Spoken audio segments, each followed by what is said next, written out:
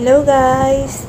Ito pong nakikita nyo yung aking Mendozae. Ito po yung mother plant. Bali, nag-propagate po ako ng Mendozae. So, ito po yung pinagkuhanan ko. Ayan na po siya after na magputol po ako. And ito na po yung mga cuttings ng Mendozae. Ayan po sila. Yung mga pinutol ko po ay yung mga malalaki na po. At yung mga matataas na. So, yung iba po dyan, meron na mga aerial roots. Sobrang daming aerial roots po ni Mendozae. So, itatanim ko siya guys, gamit yung aking seashell ceramic pot. Sobrang bait ni Mendozae. Maire-recommend ko itong succulent na ito para din sa mga beginners. Kahit ilagay nyo siya agad sa rain or shine, tsak na mabubuhay siya. So, ayan po. At ipakita ko lang po sa inyo yung aking mga naipasuna from batch 2 na order ko kay Ma'am Lynn ng Saki Shop line. Ayan, ito po si Ruby Donna. Then, ito naman po si Pink Crew. Magkamukha sila, no guys? Ibaligawan po natin ang update yan sa susunod. So, ito naman na po yung aking potting mix na gagamitin kay Mendozae. So, ang ginamit ko po ay vermicast, rice hull, and konting pumice. So, ayan po, minix-mix ko lang, halo-halo lang sila dyan. So, ito naman guys, yung aking paso na gagamitin for Mendozae. Ceramic pot po yan na nabili ko sa Shopee. So, ayan siya guys, meron siyang butas na malaki. Kahit isa lang po yung butas ng paso, malaki naman. So, hindi lang importante na yung lupa na gagamitin natin sa succulent ay fast draining, kailangan din po na yung pot ay merong mga butas. Ayan. Para sure na hindi maiistakan ng water yung lupa. So, maiwasan na mabulok yung ugat na magiging sanhi ng pagkamatay ng ating succulent.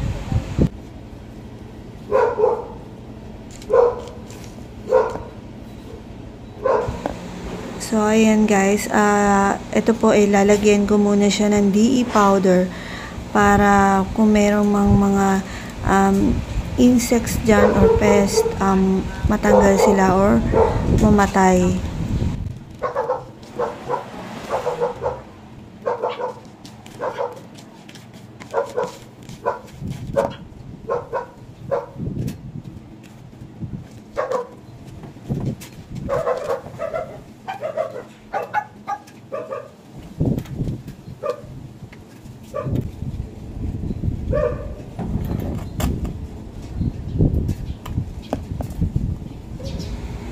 Okay guys, i-start ko nang ipaso yung mga cuttings ng Mendozae.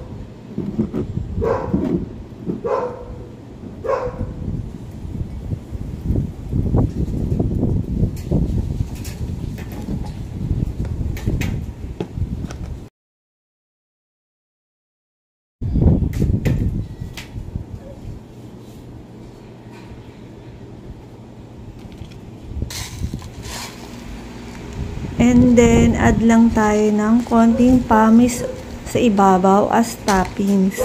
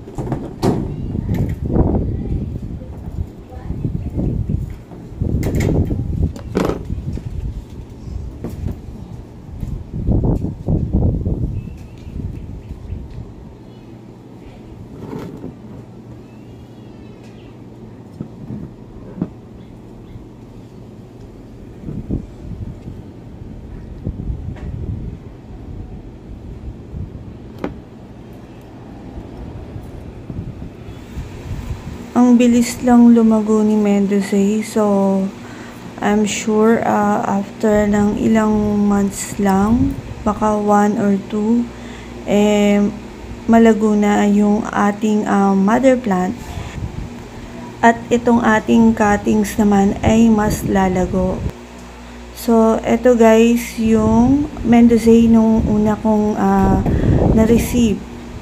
So, ganyan lang siya. Hindi pa siya ganun kalago. And then, dito na siya lumago sa akin.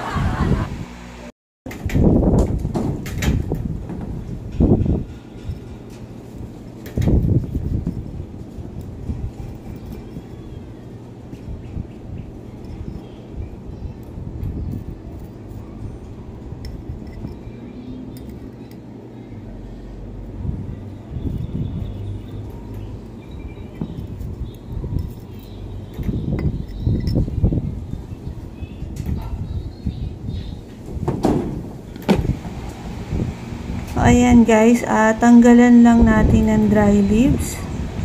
Ayan, para iwas sa lapitan ng mga mealybugs or kung ano pang mga peste. And then, medyo masyadong mahaba yung stem niya, so babawasan ko lang ng kaunti. Actually, kung yung cuttings nyo mas maigsi yung stem dyan, pwede nyo lang siya kahit nga ipatong lang sa ibabaw ng lupa. Pero pagka ganyan na mahaba po yung stem, medyo ibaon nyo po. Pwede nyo nang itusok dun sa mismong soil.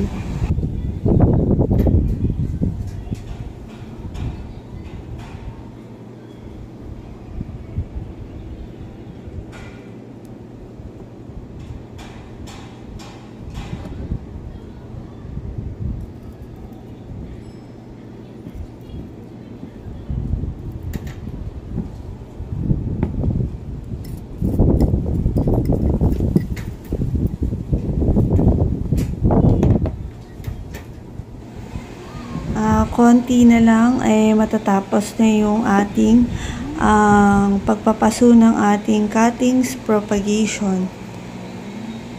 Ayan, ang putol lang ulit, medyo mahaba yung tangkay.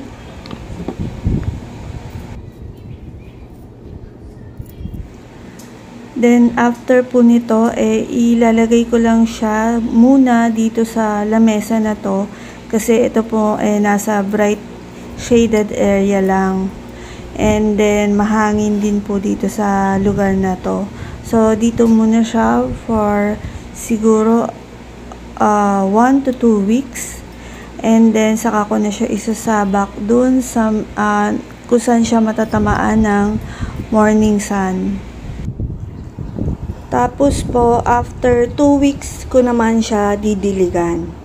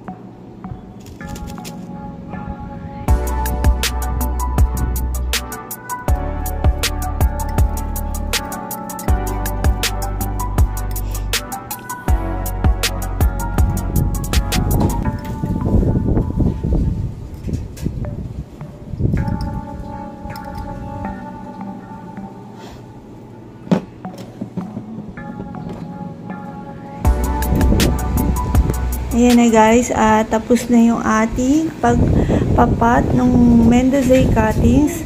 Yan yung mga natanggal na leaves. Isingit ko lang dyan sa paso. Ayan guys, yung may natira pa na mga cuttings. Ayan po. Then, ito nga pala yung aking Darly Sunshine. Yan, kakarepat ko lang din yan nung isang araw. Then, ito naman po yung isa kong naipaso na succulent sa ceramic pot. So, tatlo po kasi yung ganyan na pasuko. So, hindi ko pa po alam kung ano ilalagay ko doon sa isang pot. So, yun lang guys. Thank you for watching. Kung hindi pa po kayo nakasubscribe, please subscribe po sa aking munting channel. Ingat po palagi. Bye!